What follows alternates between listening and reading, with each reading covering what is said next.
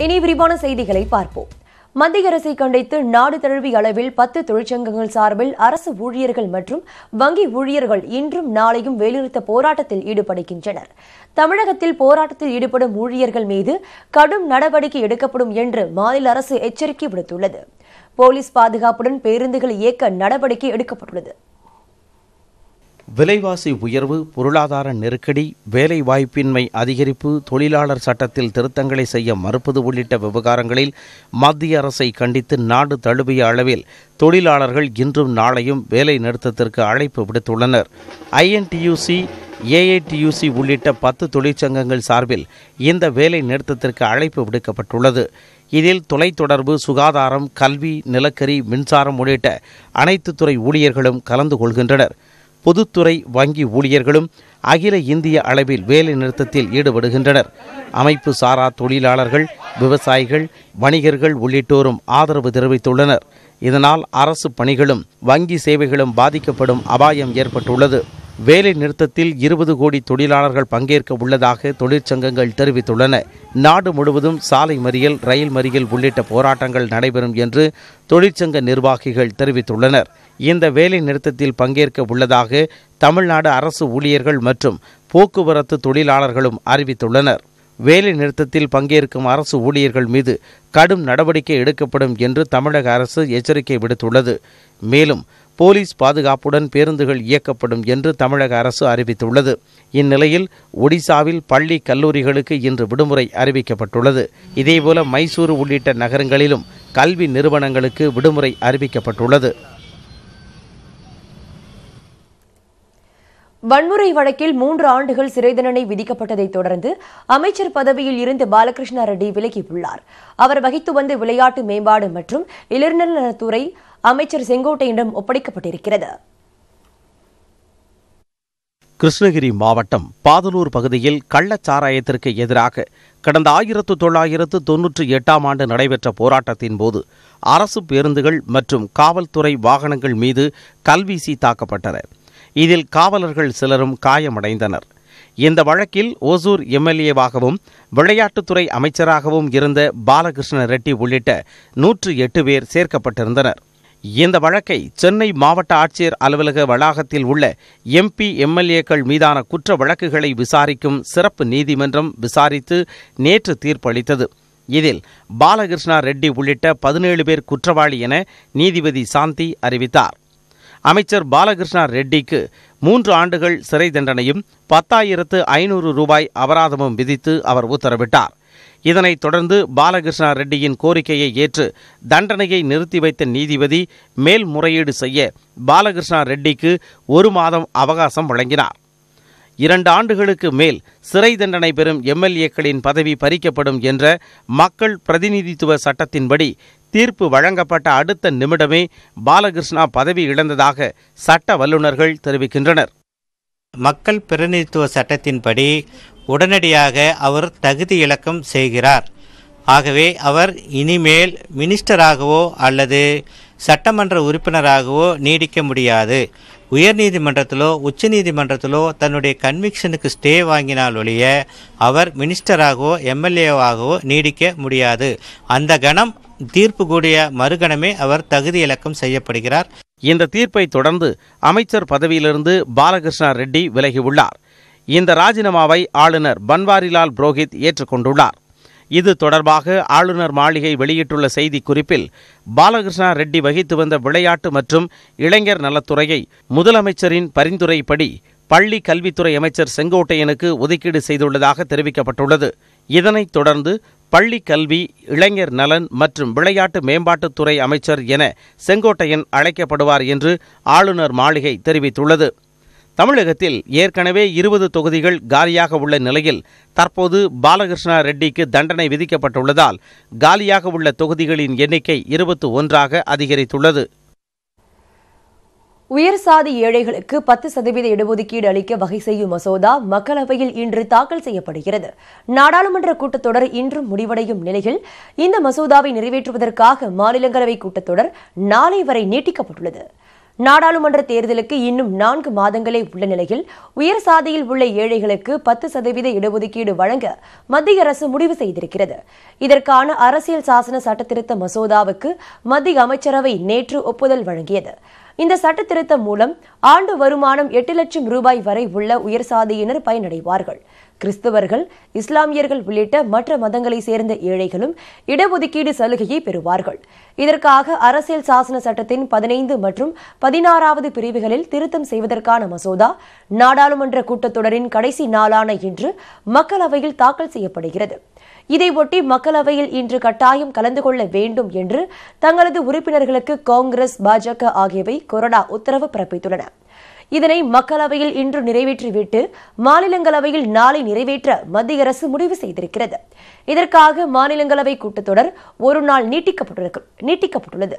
அரசியல் சாசன சட்டத்திருத்த மசோதா என்பதால் 3/2 உறுப்பினர்களின் ஆதரவு தேவை என்பது கவனிக்கத்தக்கது.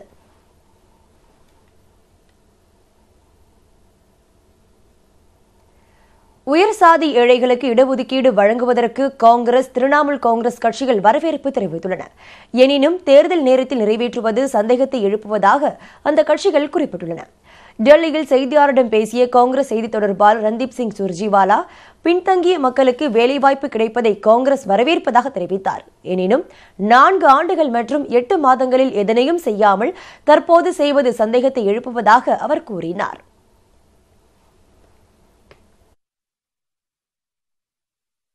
Last 4 years and 8 months, Modi government has suddenly woken up to the woes of economically poor, facing imminent defeat in the 2019 elections and with 100 days to go for polls. That itself raises certain questions on the intent, the bona fide and the honesty of Modi government altogether.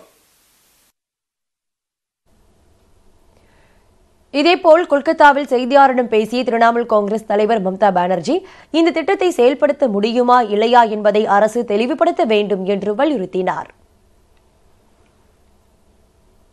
I am very happy. People get the job. There we have the support. But my question is, in the name of so-called elections, can a government cheat the people or teach the unemployed youth? Because first they have to clarify whether it will be implemented or not, whether it is constitutionally valid or not, whether legally it is valid or not, whether it is feasible or not. கட்டாய விடுப்பில் அனுப்பியதை எதிர்த்து CBI இயக்குநர் அலோக் வர்மா தாக்கல் செய்த மனு மீது உச்சநீதிமன்றம் இன்று தீர்ப்பளிக்கிறது. சிபிஐ இயக்குநர் அலோக் வர்மாவுக்கும் சிறப்பு இயக்குநர் ராகேஷ் அஸ்தானாவுக்கும் இடையே மோதல் ஏற்பட்டது. இருவருமே பரஸ்பரம் லஞ்ச புகார் தெரிவித்தனர். இதையடுத்து இருவரையும் கடந்த அக்டோபர் மாதத்தில் கட்டாய விடுப்பில் அனுப்பிய மத்திய அரசு அதிகாரத்தையும் பறித்தது. பொறுப்பு இயக்குநராக நாகேஸ்வர ராவ் நியமிக்கப்பட்டார். இதனை எதிர்த்து உச்சநீதிமன்றத்தில் அலோக் வர்மா மனு தாக்கல் செய்தார். ராகேஷ் அஸ்தானா உள்ளிட்ட சிபிஐ அதிகாரிகள் மீதான லஞ்ச புகாரை விசாரிக்க நீதிமன்றத்தின் கண்காணிப்பில் சிறப்பு புலனாய்வு குழுவை அமைக்க கோரி காமன் காஸ் என்ற அரசு சாரா அமைப்பு மனு தாக்கல் செய்தது. இதனை தலைமை நீதிபதி ரஞ்சன் கோகாய் தலைமையிலான அமர்வு விசாரித்தது. அப்போது மத்திய அரசு சார்பில் ஆஜரான தலைமை வழக்கறிஞர் கே வேணுகோபால், இருவருக்கும் இடையேயான மோதலை முடிவுக்கு கொண்டுவர முடியாததால் அதிகாரத்தை பறித்ததாக வாதிட்டார். அனைத்து தரப்பு வாதங்களையும் கேட்ட நீதிபதிகள் தீர்ப்பை கடந்த மாதம் 6ஆம் தேதிக்கு ஒத்திவைத்தனர். இதனைத் தொடர்ந்து இன்று தீர்ப்பு அளிக்கப்படுகிறது. முக்கியத்துவம் வாய்ந்த இந்த தீர்ப்பு மிகுந்த எதிர்பார்ப்பை ஏற்படுத்தியுள்ளது.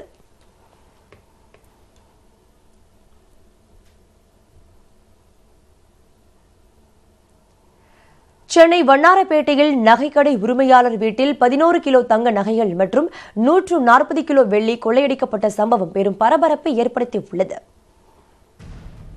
சென்னை வண்ணாரப்பேட்டை உள்ளாரம்மன் கோவில் தெருவில் வசித்து வரும் சந்தோஷ் என்பவர் சவுகார்பேட்டையில் மொத்தமாக நகை விற்பனை செய்யும் கடை நடத்தி வருகிறார். இந்நிலையில் நேற்று மதியம் வாடிக்கையாளரிடம் காண்பிக்க நகைகளை எடுக்க வீட்டிற்கு வந்துள்ளார். அப்போது பீரோவில் வைத்திருந்த 11 கிலோ தங்க நகைகள் மற்றும் 140 கிலோ வெள்ளி மற்றும் 1.5 லட்சம் ரூபாய் ரொக்கப்பணம் உள்ளிட்டவை காணாமல் போனது தெரிய வந்தது.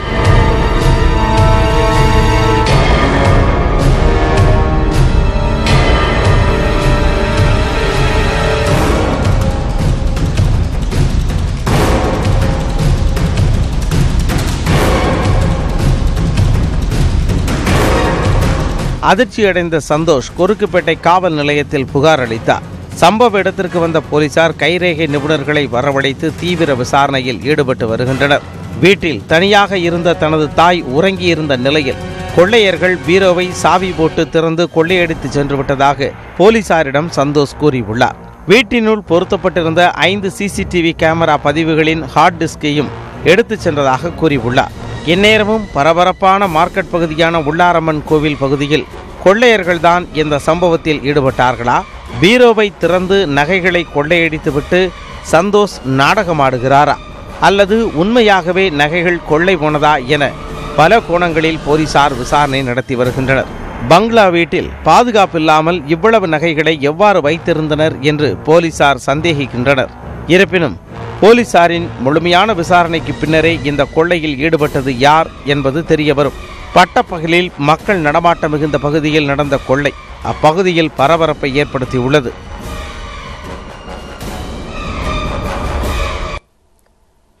விருதுநகர் அரசு மருத்துவமனையில் அவசர சிகிச்சை பிரிவில் பணியில் இருந்த மருத்துவர் குடிபோதையில் நோயாளிகளுக்கு சிகிச்சை அளித்த சம்பவம் அதிர்ச்சியை ஏற்படுத்தியுள்ளது.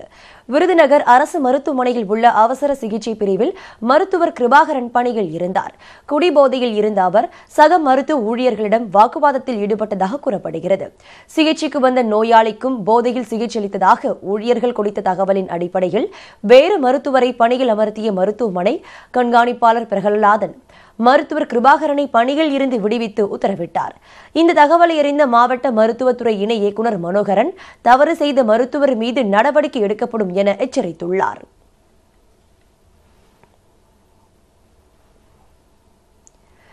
எல்லை தாண்டி வந்ததாக கூறி தமிழக மீனவர்கள் 4 பேரை இலங்கை கடற்படையினர் கைது செய்தனர். புதுக்கோட்டை மாவட்டம் ஜெகதாப்பட்டினத்தை சேர்ந்த 4 மீனவர்களின் படகு நெடுந்தீவு அருகே பழுதாகி கடலில் நின்ற நிலையில் அங்கு வந்த இலங்கை கடற்படை எல்லை தாண்டி வந்ததாக கூறி அவர்களை கைது செய்தது. அவர்கள் சென்ற ஒரு படகையும் சிறைப்பிடித்து சென்றனர். கைது செய்யப்பட்ட 4 மீனவர்களும் காங்கேசன்துறை கடற்படை முகாமிற்கு அழைத்து வரப்பட்டு அங்கு விசாரணை செய்யப்பட்டு ஊர்காவல்துறை நீதிமன்றத்தில் ஆஜர்படுத்தப்பட்டு பின்னர் சிறையில் அடைக்கப்பட்டனர். கரூர் மாவட்டம் குளித்தலை அருகே இளைஞர் கொல்லப்பட்ட வழக்கில் பேக்கரி உரிமையாளர் உள்ளிட்ட 5 பேர் காவல் நிலையத்தில் சரணடைந்தனர். ஐயர்மலையை சேர்ந்த 31 வயதான மகேஸ்வரனுக்கும் அந்த பகுதியில் பேக்கரி நடத்தி வரும் சகோதரர்களான பிச்சை மற்றும் செல்வத்திற்கும் இடையே முன்விரோதம் இருந்ததாக கூறப்படுகிறது. மகேஸ்வரன் அவர்களது பேக்கரி மீது பெட்ரோல் குண்டு வீசியதாகவும் கூறப்படுகிறது. இந்த நிலையில் பஞ்சாயத்து பேசி முடித்துக் கொள்வோம் என கூறி மகேஸ்வரனை பிச்சை, செல்வம் மற்றும் அவர்களது உறவினர்கள் தனியாக அழைத்துள்ளனர். அரசு தானியங்கி கிடங்கு அருகே அழைத்து சென்று பேச்சுவார்த்தை நடத்திய போது ஏற்பட்ட தகராறில் வாக்குவாதம் ஏற்பட்டதால் மகேஸ்வரன் கொலை செய்யப்பட்டார். இதைத் தொடர்ந்து பிச்சை, செல்வம் உள்ளிட்ட 5 பேர் குளித்தலை காவல் நிலையத்தில் சரணடைந்தனர். அவர்களை நீதிமன்றத்தில் ஆஜர்படுத்திய போலீசார் திருச்சி மத்திய சிறையில் அடைத்தனர்.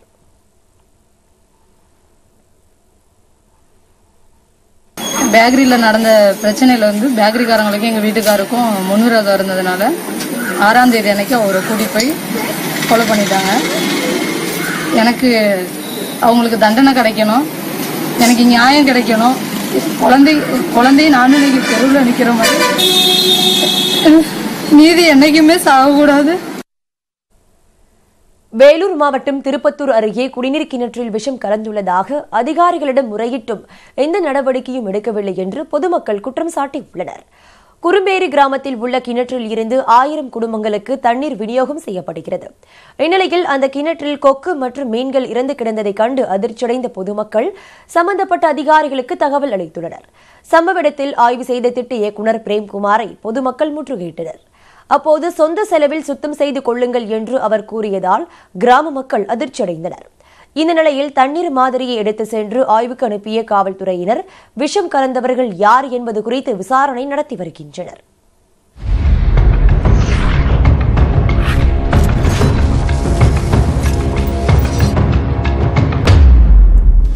தொடர்ந்து எக்ஸ்பிரஸ் 8 விரைவு செய்திகளை பார்ப்போம். மறைந்த முதலமைச்சர் ஜெயலலிதா சிகிச்சைக்காக வெளிநாடு செல்ல விரும்பவில்லை என லண்டன் மருத்துவர் ரிச்சர்ட் பீலே கூறியுள்ளார். கடந்த ஆண்டு பிப்ரவரி மாதம் 6ஆம் தேதி ரிச்சர்ட் பீலே பேசியபோது ரகசியமாக எடுக்கப்பட்ட வீடியோ தற்போது வெளியாகியுள்ளது. அதில் 2016 நவம்பர் 2ஆம் தேதிக்கு பிறகு ஜெயலலிதா உடல்நிலையில் முன்னேற்றம் ஏற்பட்டதாகவும் அதன் பிறகு சிகிச்சை அளிக்க தன்னை அழைக்கவில்லை என்றும் கூறியுள்ளார். முடிந்த அளவிற்கு ஜெயலலிதாவிற்கு சிறப்பான சிகிச்சை அளிக்கப்பட்டதாக லண்டன் மருத்துவர் பீலே தெரிவித்துள்ளார். November 2nd, we are not called whether Apollo Hospital have called you. Third week of November. That I do not know.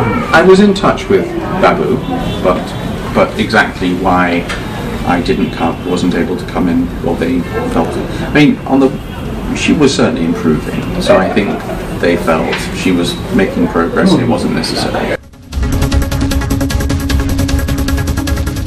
மக்களை அடிமட்ட அளவில் சந்திக்கும் வகையில் திமுக சார்பில் ஊராட்சி சபை கூட்டம் நாளை முதல் பிப்ரவரி 17ஆம் தேதி வரை அனைத்து ஊராட்சிகளிலும் நடத்தப்பட உள்ளது.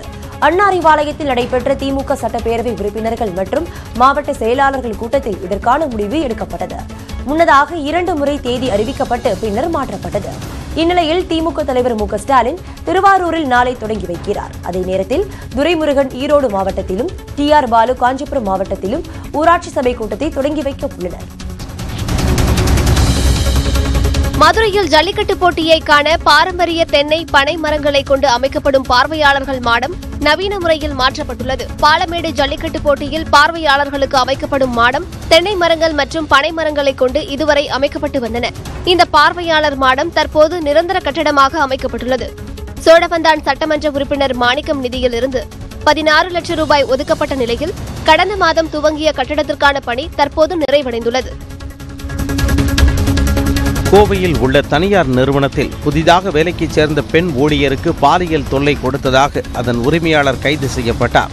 சரவணம்பட்டியைச் சேர்ந்த பொறியியல் பட்டதாரி பெண் கணபதி அருகே செயல்பட்டு வரும் ஜியோன் அண்ட் கோ என்ற தனியார் நிறுவனத்தில் கடந்த வாரம் வேலைக்கு சேர்ந்தார். அந்த நிறுவனத்தின் உரிமையாளரான மோசஸ் பெண்ணின் செல்போன் எண்ணிற்கு வாட்ஸ்அப் மூலம் ஆபாச படங்களையும் வீடியோவையும் அனுப்பி பாலியல் ரீதியாக துன்புறுத்தியதாக கூறப்படுகிறது. இதனையடுத்து அவர் அளித்த புகாரின் பேரில் தனியார் நிறுவன உரிமையாளரை சரவணம்பட்டி போலீசார் கைது செய்தனர். 4 பிரிவுகளில் வழக்கு பதிவு செய்து விசாரணை நடத்தி வருகின்றனர். பசுபதி பாண்டியனின் நினைவு தினத்தை முன்னிட்டு தூத்துக்குடி வருவாய் மாவட்டத்தில் 2 நாட்களுக்கு தடை உத்தரவு பிறப்பிக்கப்பட்டுள்ளது. தேவேந்திரகுல வேளாளர் கூட்டமைப்பின் நிறுவனர் பசுபதி பாண்டியனின் நினைவு தினம் கடைபிடிக்கப்படுவதை ஒட்டி சட்டம் ஒழுங்கை பராமரிக்கும் வகையில் நாளை மாலை 6 மணி முதல் 11ஆம் தேதி காலை 6 மணி வரை குற்றவியல் நடைமுறை சட்ட பிரிவு 144 கீழ் மாவட்ட நிர்வாகம் தடை உத்தரவு பிறப்பித்துள்ளது. இதன்படி 5க்கும் மேற்பட்ட நபர்கள் கூடுவதற்கும், பொதுக்கூட்டம் நடத்துவதற்கும், ஜோதி எடுத்து வருவதற்கும், ஊர்வலம் நடத்துவதற்கும் தடை விதிக்கப்பட்டுள்ளது. நீலகிரி மாவட்டம் பந்தலூர் அருகே வடகிழக்கு மாநில கிராமிய கலைஞர்களின் பாரம்பரிய நடன நிகழ்ச்சி நடைபெற்றது. தாளூரில் உள்ள அரசு கல்லூரி வளாகத்தில் நடைபெற்ற இந்த நிகழ்ச்சியை ஏராளமான பொதுமக்கள் பார்த்து ரசித்தனர். இந்திய அரசின் கலை மற்றும் பண்பாட்டுத்துறை அமைச்சகத்தின் இந்திரா காந்தி ராஷ்டிரிய மானவ் சங்கராலயா சார்பில் நடத்தப்பட்ட இந்த நிகழ்ச்சியில் அசாம் மற்றும் மணிப்பூர் மாநிலங்களில் இருந்து வந்த 50க்கும் மேற்பட்ட கலைஞர்கள் தங்களது கலை திறமையை வெளிப்படுத்தினர். அடுத்த கட்டமாக சென்னையில் நிகழ்ச்சி நடத்த ஏற்பாடுகள் செய்யப்பட்டு வருவதாக அதன் ஒருங்கிணைப்பாளர்கள் தெரிவித்துள்ளனர். புதுச்சேரியில் மியூசிக் தெரப்பி மையம் அமைக்க நிலம் ஒதுக்குமாறு தன்னிடம் இசையமைப்பாளர் இளையராஜா கோரிக்கை வைத்துள்ளதாக முதலமைச்சர் நாராயணசாமி தெரிவித்துள்ளார். சுற்றுலாத்துறை சார்பில் 25வது யோகா திருவிழா புதுச்சேரியில் நடைபெற்றது. இதில் 1288 பேர் பங்கேற்று தங்களது திறமைகளை வெளிப்படுத்தினர். இந்நிலையில் கடற்கரை காந்தி திடலில் நடைபெற்ற நிகழ்ச்சியில் நாராயணசாமி பங்கேற்று வெற்றியாளர்களுக்கு பரிசுகள் வழங்கி கௌரவித்தார். அப்போது பேசிய முதலமைச்சர் நிலம் ஒதுக்குமாறு இளையராஜா கோரிக்கை விடுத்ததாக கூறினார்.